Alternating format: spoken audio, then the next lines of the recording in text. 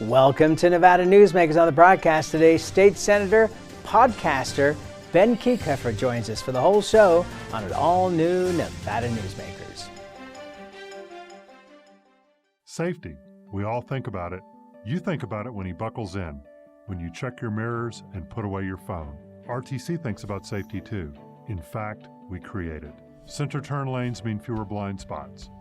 Bike lanes keep cyclists and you safe. Roundabouts reduce injury collisions, and all these crosswalks are designed to keep families like yours safe. Safety is your priority, and it's ours too. Every day, in everything we do. Take a look at Pro Group Management and see how your workers' comp requirements can be met head-on. By taking a proactive approach, Pro Group can assure that your company is meeting or exceeding state and federal standards. As you move forward in your industry, Pro Group moves with you, simplifying regulatory tasks, clearing the way so you can get the job done and look to your future success. Pro Group Management, workers' comp that works for you.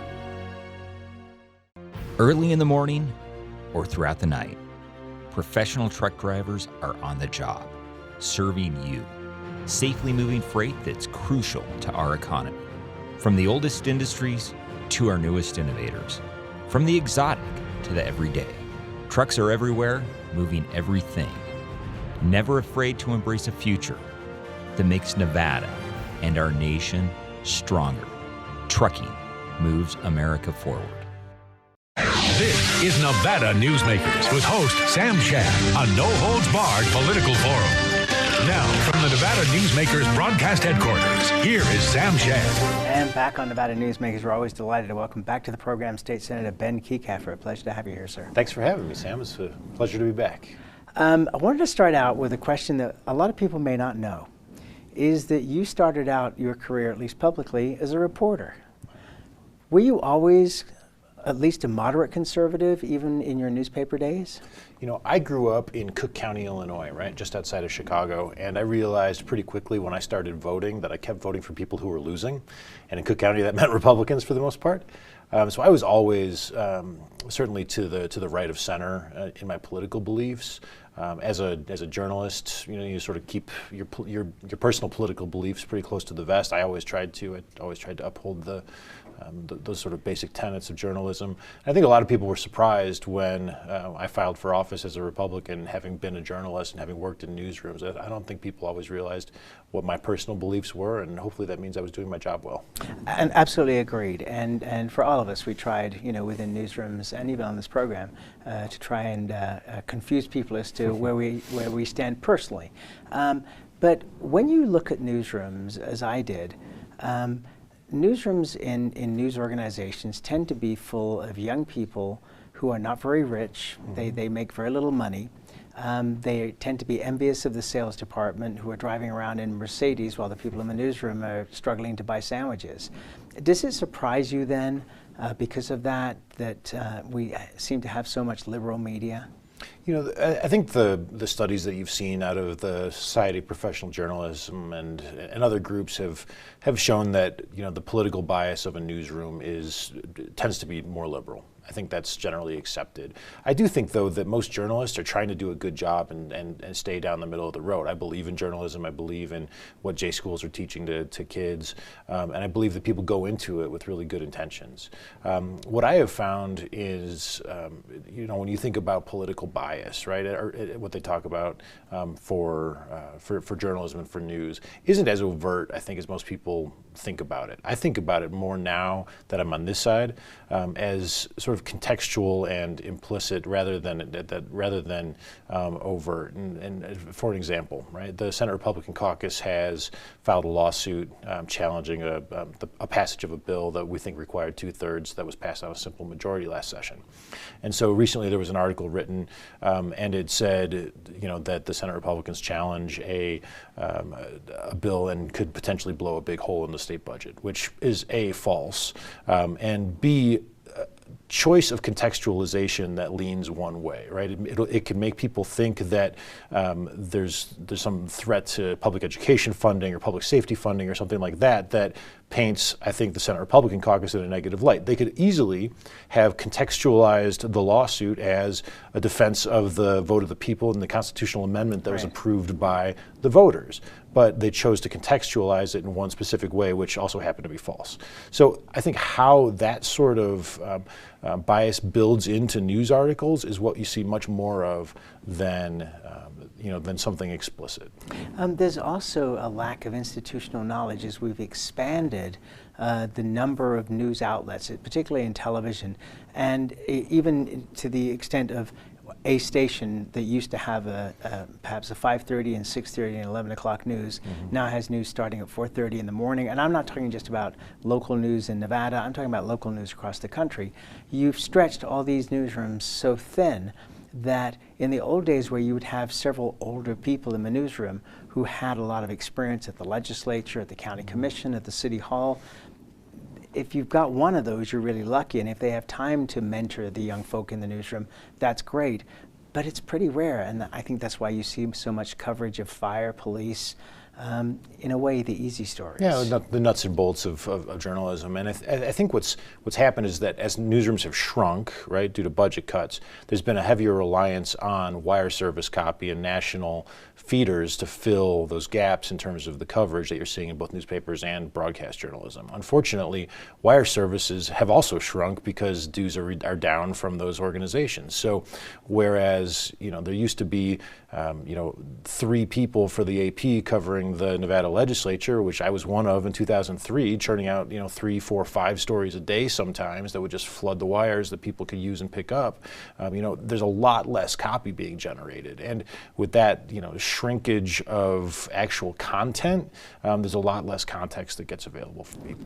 On the other hand, we have now expanded the ability for people like yourself or myself to be able to communicate directly with the public through things like podcasts. And you have started a podcast. I have. You're up to episode 3 at this point. I think 3 or 4 is out. 3 is out. Yeah, I think you're up to 3, is at least the ones that I've seen so far. Why did you decide to do this? And it was interesting that one of your initial choices was the Attorney General, Aaron Ford, who is a Democrat. Yeah, so the podcast is called Across the Aisle, and it is sort of designed to demonstrate, I think, to people that we get along a lot better than I think most people assume that we do across the aisle, from Democrats to Republicans, from legislator to lobbyist, maybe to staff. I think I want to have a fairly broad segment of people involved in this podcast, and we sit down and we have conversations over a cup of coffee or a lunch that are just pretty normal, and we talk about things that are important to us and our families and our personal lives, and a lot of the time people don't see that and that type of dynamic and that type of relationship. So my hope was to sort of capture those types of conversations on a podcast, to share it to people, to give opportunity for my friends who I don't always work with hand in hand, maybe opposite each other, to have time to put their ideas out there in a way that shows that we can collaborate, that we can get along, and we can sometimes disagree amicably rather than with animosity. And this used to be the way it was in Washington, D.C. until we had a situation where everybody had to come back to their districts every week, and so the ability to socialize in D.C. and therefore do what you're talking about publicly but do it privately is almost non-existent. Well, it's absolutely true. I think relationships are the foundations of good policymaking, and in Nevada, we still have an opportunity to build good relationships with people of different parties and different ideologies, and we have opportunities to do that sort of throughout the year, but also during the legislative session. We have lunch together every day in the state Senate, in our Senate caucus room, not Republican or Democrat, but the entire Senate can get together to eat, spend time together, learn about each other, learn about each other's families, likes, dislikes. And when you have that type of relationship, it makes it a lot easier to get along even when you disagree. What would you say is the biggest piece of legislation that has come out of those kind of relationships that people would be surprised to know that there was that kind of background to it? I'd have a hard time maybe pulling one off the top of my head, but I always try to look for Democratic co-sponsors for my legislation. Perhaps the one that I can think of best would be the Silver State Opportunity Grant, which is was the first need-based college scholarship program, financial aid program that we created in the state of Nevada. This was the first program for community college students that provided financial aid for low-income students. I was the primary sponsor of that, but my co-sponsor was Senator Ruben Kuhn out of Las Vegas, and he obviously moved on to Congress. But during our work together in the legislature, we were able to work together on that piece of legislation and we had some different ideas about how things needed to be structured, but we were able to work together and compromise and finally get a great piece of legislation passed that is helping thousands of kids in Nevada go to community college. All right, let's take a break. More with State Senator Ben Kieckhefer after this timeout. Tamarack Junction is South Reno's hotspot with over 450 of the latest slots and video games. Sully Sports Bar, the Dining Car Restaurant, William Hill Sportsbook, and the Tamarack Steakhouse and Lounge. We're just north of the Summit Mall in South Virginia. Yeah. Ahern Rentals began as Signal Gas Station on Las Vegas Boulevard. Founder John Ahern grew the business by offering rentals. His son Don built on John's legacy, growing Ahern Rentals into the largest independently owned American rental company, with 89 locations in 30 states. Don also brought his experience and vision to equipment manufacturing with Extreme Manufacturing and Snorkel. Today, Ahern Rentals continues to bring its family values to a new generation. Learn more at ahern.com. Hi, I'm Eric Robnett, owner of Home Energy Experts. Has this ever happened to you? Honey, did you remember to turn down the thermostat? Forgetting to set the temperature? Not fun. We can help. Our new smart thermostat keeps the temperature set for your comfort all by itself. I'm feeling hot now. To increase your comfort, go to homeenergyexperts.com for details. That's homeenergyexperts.com. The signs and symptoms of cataracts can start out small with subtle changes in your vision. So don't wait. Be proactive and take your vision into your own hands. If you're experiencing the onset of cataracts or just have questions, contact your eye care professional or call Eye Care Associates of Nevada today. Dr. Hiss has years of experience specializing in the surgical correction of eye disorders and has completed over 84,000 vision correcting procedures. At Eye Care Associates of Nevada, we'll change the way you look at the world. The Tamarack Junction Steakhouse is known for signature steaks, handcrafted cocktails, and world-class wines. Join us Thursdays and Friday nights from 4:30 to 6:30 in the Steakhouse Lounge for live music, gourmet plates, and well-priced wines, just north of the Summit Mall on South Virginia.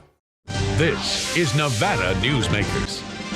And back on Nevada Newsmakers, we continue our conversation with State Senator Ben Kieckhefer. Have to ask you about President Trump.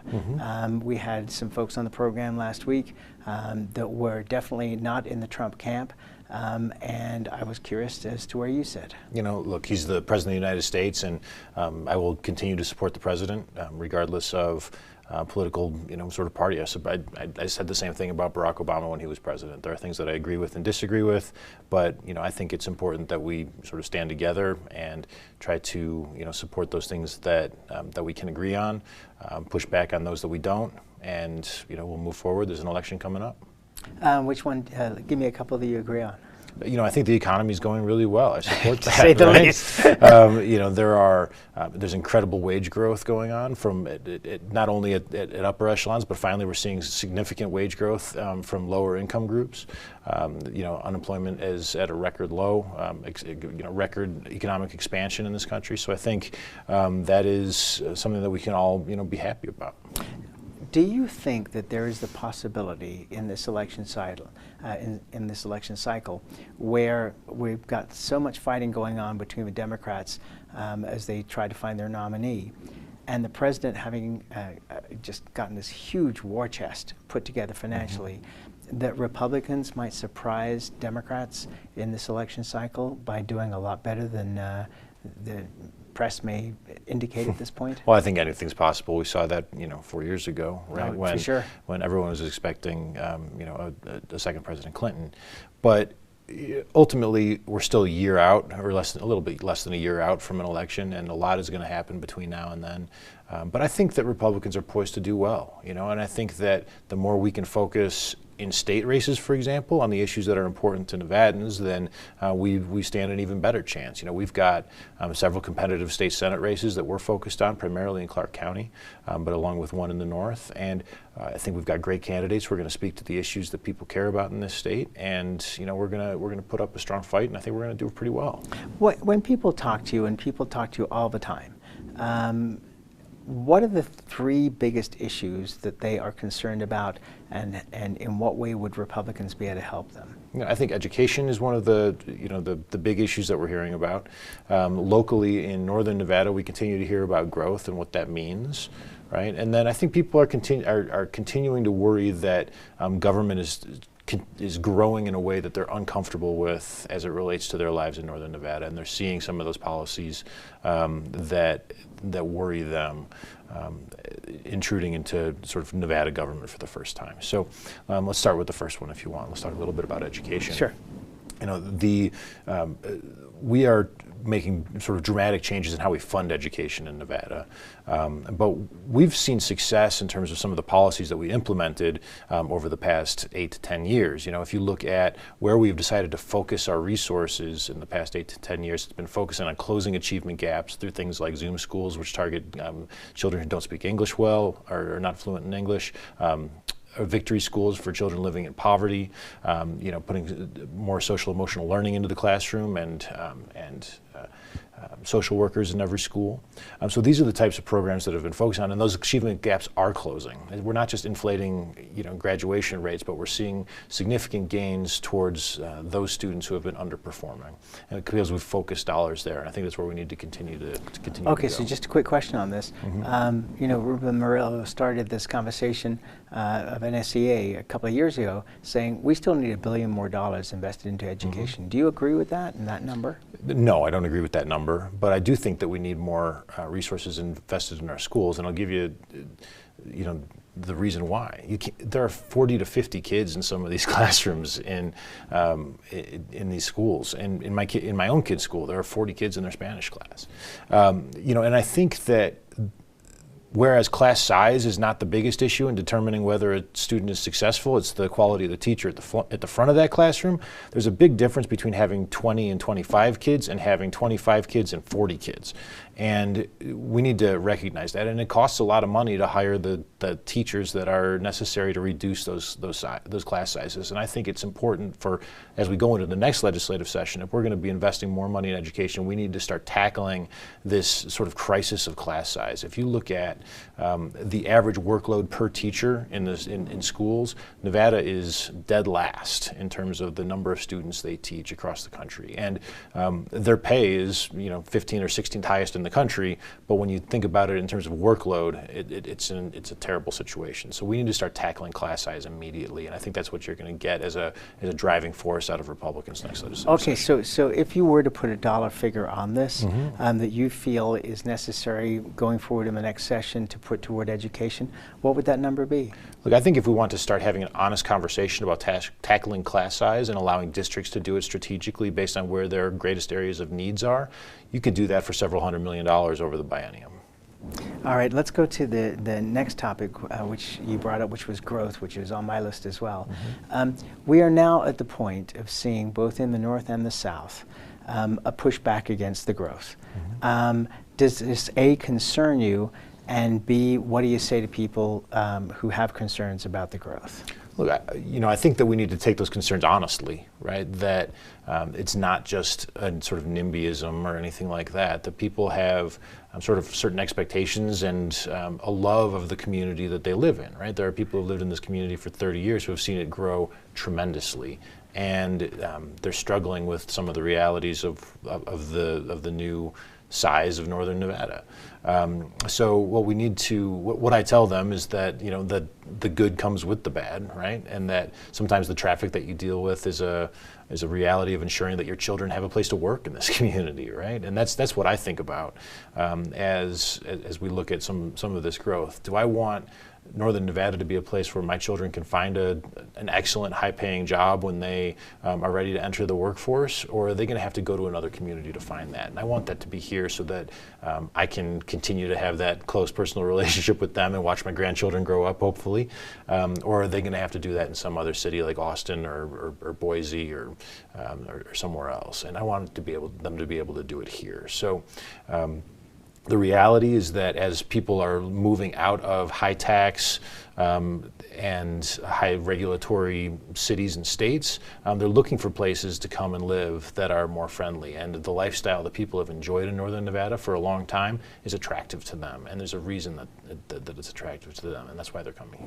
And in Southern Nevada, Kieckhefer was on the program a couple of weeks ago, and I was bringing up the possibility of the Ivanpah Airport, which would be the freight airport for Las Vegas, probably could be as much as 10 years down the road, according to Marilyn Kirkpatrick, the chairman of the Clark County Commission.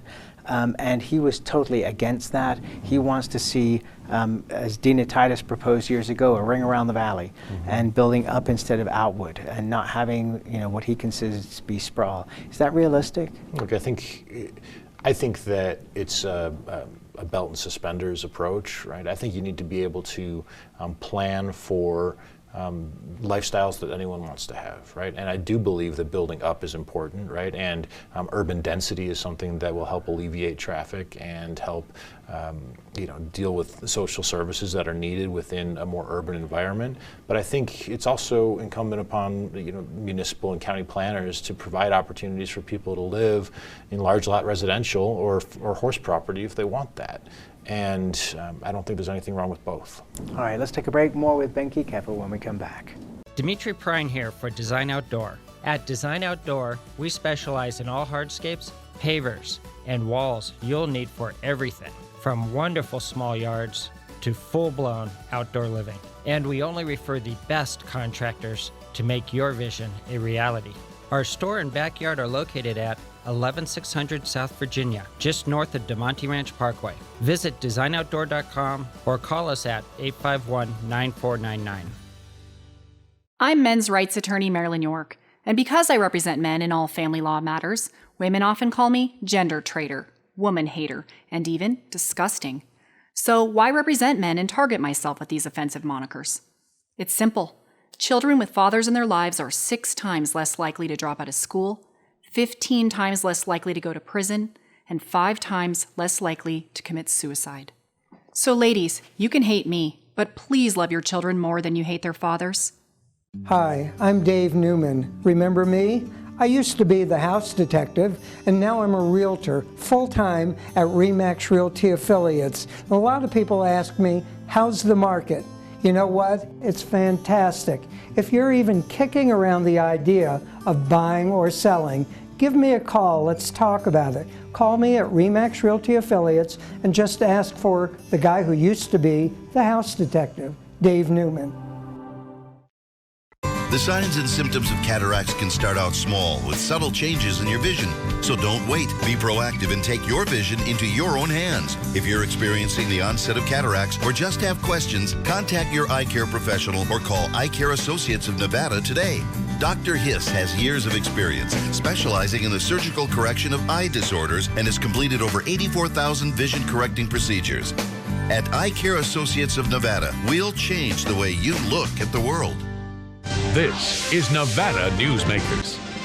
And back on Nevada Newsmakers, we continue our conversation with State Senator Ben Kieckhefer.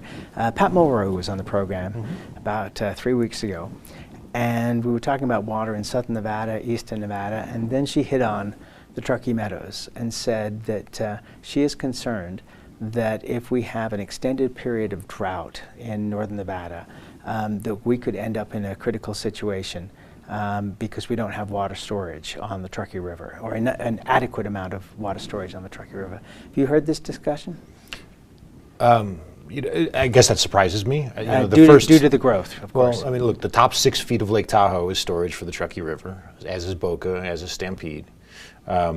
I believe that we've got a good buffer against prolonged drought for potable water in the Truckee Meadows. The biggest constraint that I'm worried about when it comes to water is actually discharge back into the Truckee River, and what that means in terms of the restricting ability for continued growth in this community without an expansion of our Truckee Meadows Water Reclamation Facility, and ensuring that we continue to protect the quality of the water that's going back into the Truckee River, flowing downstream ultimately to the Pyramid Lake, because that's, I think, what's going to be our constraining factor going forward.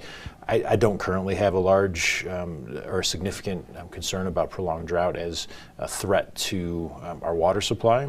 If there's data that indicates I should be, I'd like to see it. But of course, nobody would disagree with Pat Mulroy having concerns. Well, no, look, she knows a lot about water. She knows more about water than I do. But from my understanding, in terms of the storage capacity along the Truckee River, we have several years worth of reserve that is, again, taking place in the top 6 feet of Lake Tahoe, plus Boca and Stampede and what's in the river. Are you concerned about the direction that the Department of Natural Resources and Conservation is taking in terms of water at this point? The description of Eastern Nevada water, that if you're going to spend billions of dollars building a pipeline, you should look at other alternatives, and that caused consternation amongst many state officials. Yeah, well, look, I think it's the idea of moving water from far eastern Nevada down into Las Vegas is one that has, riled a lot of people up for a long time. I understand the threat that people feel towards their lifestyle and what could potentially happen in terms of fears of drying up their valleys. And look, that's a legitimate fear. And I know that there's science to indicate it's not, but you're going to have a hard time convincing anybody of that. So it's, in terms of surprise of how the state is managing water resources, there are different issues in different parts of the state, and I'm never really surprised by anything at this point. But it's something that we certainly need to keep an eye on. The podcast is called Across the Aisle. State Senator Ben Kieckhefer is the host, and thank you for being here as always, and we'll be listening to the podcast. I appreciate it, Sam. Thanks. And we'll be right back. A bird's eye captures its surroundings at different heights. At Brian Culpa Photography, we can make your imagination soar over buildings, parks, cityscapes, and beyond. Brian's images tell the story and get the job done. If you need a new perspective to tell your story, contact Brian today. Brian Culpa Photography. Experience the bird's eye view at brianculpaphotography.com. Hi, my name's Marilyn Miner, and I'm sure you'd agree that Nevada's a very special place to live.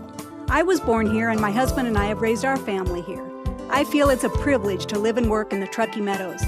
I especially enjoy helping my clients reach their real estate goals. Sometimes the smallest details provide the greatest satisfaction. I'd be complimented to talk to you about your next move. Call Marilyn Miner at Dixon Realty, 742-1280, or log on to marilynminer.com. Retail's impact on Nevada's economy? Enormous. 8,600 businesses, large and small, employing 145,000 workers. And last fiscal year, retail paid tax on nearly $60 billion in sales. We're the Retail Association of Nevada. We support retail, we help it grow, and we mean business. RANNV.org. Take a look at Pro Group Management and see how your workers' comp requirements can be met head-on. By taking a proactive approach, Pro Group can assure that your company is meeting or exceeding state and federal standards. As you move forward in your industry, Pro Group moves with you, simplifying regulatory tasks, clearing the way so you can get the job done and look to your future success. Pro Group Management, workers' comp that works for you. You can now watch Nevada Newsmakers on YouTube. Just go to YouTube and search for Nevada Newsmakers and become a subscriber. We'll see you on the next broadcast. Thanks for watching and listening.